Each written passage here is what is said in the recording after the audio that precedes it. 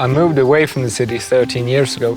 I worked as a journalist, I studied in university, but there was a sense of longing towards something a bit more real, where I could actually create things and be much closer to nature. I'm a vegan farmer. That's a bit unusual, but that's what I am. It's a long story. It's a sunny day on Gustaf Söderfeldt's vegan farm. He rolls a power harrow onto the soil of the farm. He turns it on and begins to work the soil. I used to be one of those people that thought that veganism is impossible, very deeply entrenched in like the small-scale animal farming community. You know, I was a leading proponent for keeping pigs and doing animal husbandry, but with a human touch.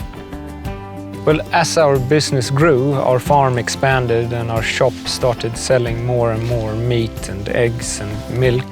It felt less as I was doing something good for the animals and more as I was just showing a happy face for any kind of animal product consumption.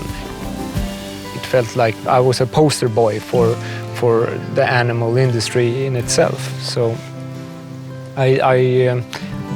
that didn't feel so good, to be honest. Gustaf is accompanied by two guests. So we're picking for the bags, and it's 15 bags. That makes about 3 kilos, just a little bit extra to be sure.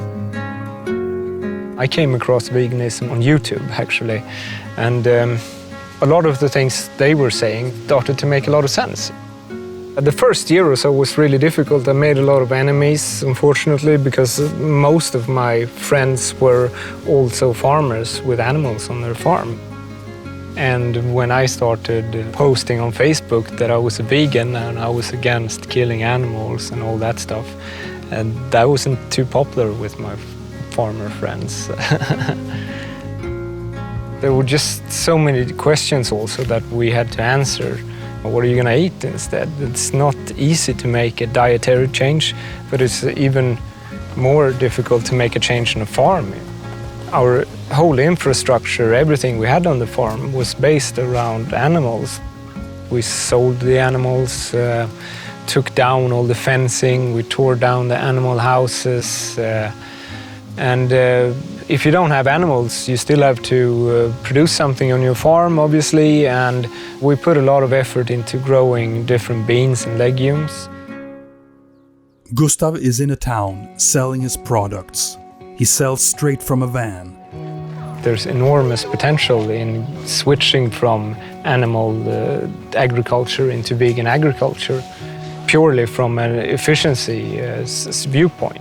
You know, if you grow 1 hectare of beans and compare that to 1 hectare of grass for sheep, you will find that the beans produce, I think it's up to 10 times as many calories on the same amount of land. Animals aren't a very efficient way often to produce food. You know, your food kind of takes an extra way through the animal. You know, you grow grains, you give them to the animal, and then you eat the animal, you lose a lot on the way. Instead, if you grow grains and make that into a product that's eaten directly by humans, you know, you're just taking a shortcut and being more efficient also. We're approaching 9 billion people here on the planet. We need to be more efficient with the land we already have. And I think going into vegan farming, that will be one of the most important steps we can take. Gustaf is visiting someone else's farm.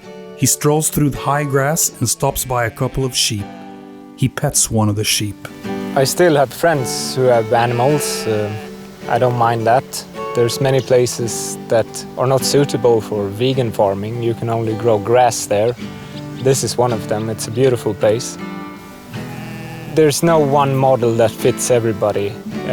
Different farms have different possibilities, and you have to adapt to the way your farm is. And this is a beautiful place where animals graze. I like that also. But there should be alternatives. Gustaf drives a tractor. we're not bound by tradition anymore. You can just, instead of doing like your parents or your neighbors do, Google your way and just find, some guy in New Zealand is doing a thing and copy that guy instead. The farm that Gustaf Söderfeldt and his partner run uses only vegan fertilizers. It's a market garden, meaning they sell their products directly to customers. Market gardening is a growing trend in Sweden. This film about vegan farmer Gustaf Söderfeldt is brought to you by Sweden's official YouTube channel. It is an episode in the channel's documentary series, Stories from Sweden.